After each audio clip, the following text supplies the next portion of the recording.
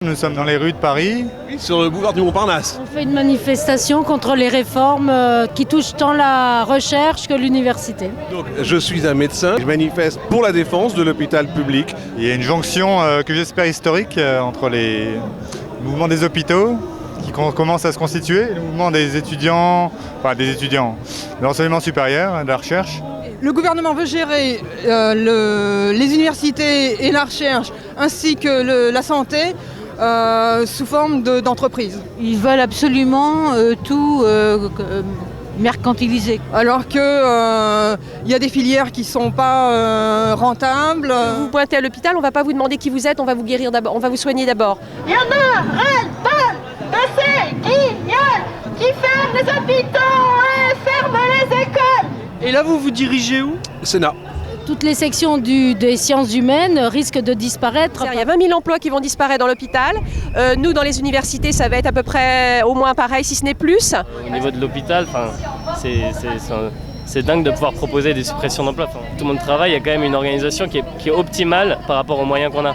On n'en veut pas de cette loi. Je suis engagé sur un tas de commissions, on nous fait travailler et puis à la fin, la direction décide de tout sans aucune référence au travail antérieur. On a une ministre qui n'a jamais mis les pieds à l'université. On donne tout d'un coup beaucoup de pouvoir au président. Oui, c'est le bouquet, voilà, on le dit avec des fleurs.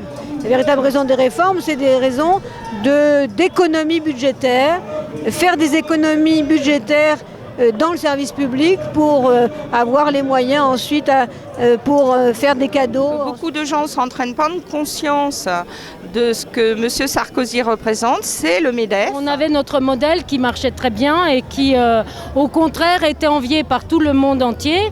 Et on est en train de casser ce que les autres nous envient pour aller au plus mauvais, quoi. Je suis médecin retraité, je fais partie d'une association de retraités, l'Union nationale des retraités et des personnes âgées. Nous considérons que les conquêtes qui ont été obtenues à la libération par nos parents sont actuellement mises en pièces. Les gens ne s'intéresseront plus ni à la linguistique, ni à l'histoire, ni à la connaissance pure et gratuite, quoi. Pourquoi t'es blonde aujourd'hui? Parce que c'est la Sainte Valérie. C'est pour lui faire peur, qu'elle ait peur d'elle-même en fait. C'est le cauchemar de Valérie Pécresse, c'est de se voir multiplier à l'infini. Ça pourrait être qu'un début. Ça pourrait être l'hôpital, l'enseignement supérieur, mais après, il pourrait venir greffer dessus d'autres mouvements. J'ai un grand respect pour les CRS, c'est des travailleurs aussi, mais je l'ai dit devant il y a un flic au civil, et je dis, vous savez, monsieur, peut-être on ira à la baston. Quelle est la différence entre Sarkozy et le cancer? Le cancer évolue. C'est pas mal, hein?